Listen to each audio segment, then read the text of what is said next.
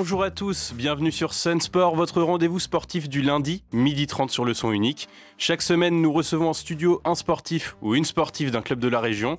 Et aujourd'hui, pour le premier épisode de la saison, nous nous intéressons au Nantes Métropole Futsal et à sa nouvelle recrue, le Brésilien Renato, qui est avec nous en studio. Bonjour Renato.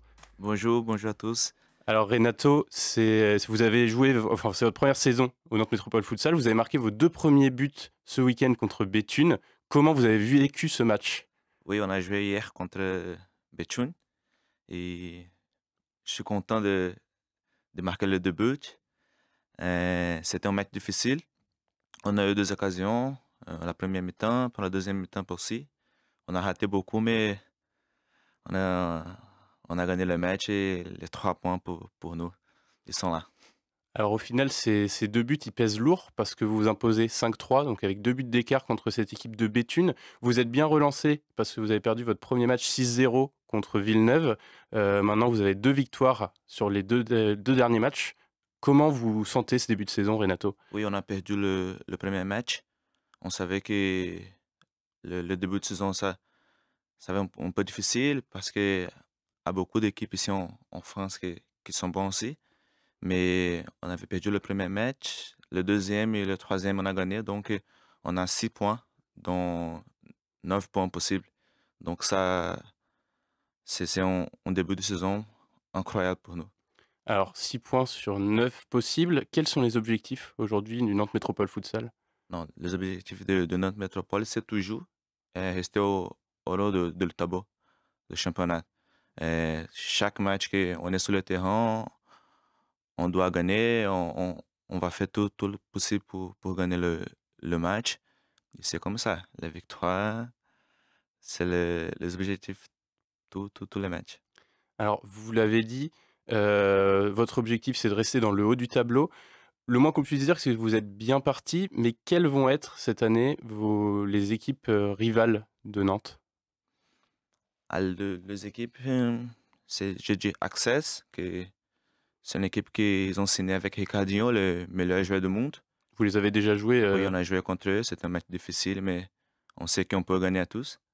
Et il y a Oshi, qui maintenant s'appelle le Mouveau Lille. Donc, c'est notre prochain match. Ouais, Et, Lille, c'est ça? et c'est Lille. On va jouer contre eux le dimanche prochain. Et je veux dire aussi Sporting, Toulon, qui sont de bonnes équipes aussi. Vous avez joué donc contre l'Access de Ricardinho, qui est la grande star du futsal mondial. Qu'est-ce que ça vous a fait de jouer contre lui? Ouais, on sait que jouer contre lui, c'est toujours difficile, mais ça me fait plaisir beaucoup. J'ai jamais avait joué contre lui, juste regarder pour la télé. Et quand on est sur le terrain, dans son côté, c'est une expérience que je vais me rappeler pour toujours. Vous avez déjà joué en France, à Paris, mais vous êtes revenu en France en janvier à Laval. Comment s'est passée votre intégration dans le groupe nantais? Vous êtes arrivé il y a un mois à Nantes seulement. Oui, je suis là, ça fait un mois, mais j'ai déjà connu beaucoup de joueurs parce que quand j'étais à Paris, j'ai joué contre Nantes 4 5 fois. Et il y a des Espagnols aussi qui, on se parle toujours sur le Instagram, WhatsApp. Donc, quand je suis arrivé ici, je me sens chez nous. Alors vous avez eu un parcours vraiment atypique, on va revenir dessus. Vous êtes arrivé en France en 2017 en provenance du Brésil. Vous avez signé à Paris Oui, et vous avez fini cette saison-là meilleur buteur du championnat de France. Vous ne pouviez pas rêver mieux comme intégration.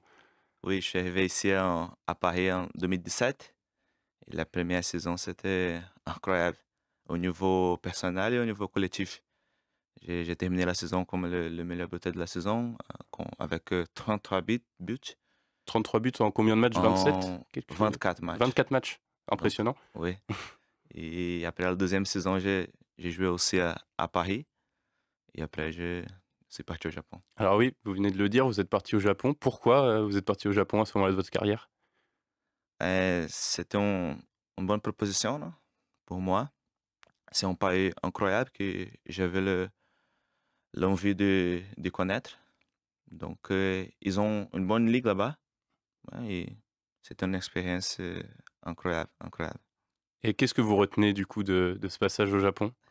Le problème là-bas, c'était la communication, la langue. C'est vraiment difficile de parler avec le japonais, mais j'ai bien mangé là-bas, j'ai fait des amitiés là-bas, donc c'était super, le 7 mois que j'ai passé au Japon. Et donc vous êtes revenu ensuite à Laval en janvier. Donc pour resituer, vous avez joué 4 matchs avec Laval avant le confinement en deuxième division. Comment ça s'est passé là-bas? Oui, j'ai joué juste 4 matchs. À cause de Covid, le championnat, il était arrêté. Mais là-bas, à Laval, j'étais bien parce que on avait 5 6 Brésiliens là-bas. Donc, la communication, c'était super, c'était facile. Et en mois de mai, je suis rentré au Brésil, revenu au Brésil pour les vacances. Et pourquoi vous êtes revenu à Nantes? Pour revivre cette D1, cette première division du championnat de France? Oui, jouer la première division en France, c'est mon objectif principal. Donc, et je sais qu'ici à Nantes Métropole, on a un bon projet, de bons joueurs, de bons staff, de bons entraîneurs.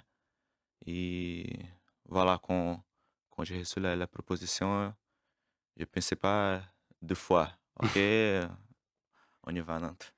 Alors vous avez donc connu le futsal au Brésil, le futsal au Japon, le futsal en France. Oui. Quelles sont selon vous les différences? C'est beaucoup différent entre les trois pays.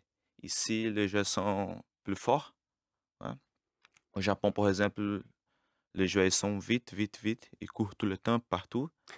Et au Brésil, par exemple, c'est un peu plus tranquille. On court moins. Mais la tactique et la technique, en contrant au Brésil, c'est les caractéristiques principales.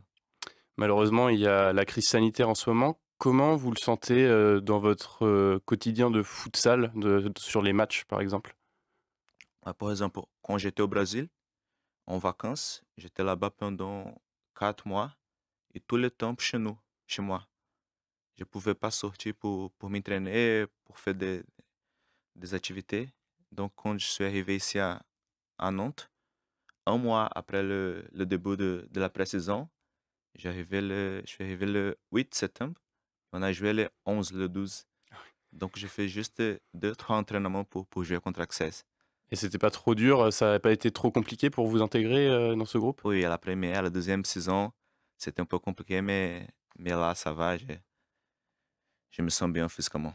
La semaine prochaine, donc le 11 septembre, vous allez jouer contre Lille. Oui. Comment vous sentez cette rencontre? Ils ont une bonne équipe. Ils ont joué 2 matchs. Ils ont gagné les 2 matchs. Mais on est là. On est là pour gagner tous les matchs qu'on va jouer. Euh, on a la confiance. On s'entraîne beaucoup pendant la semaine.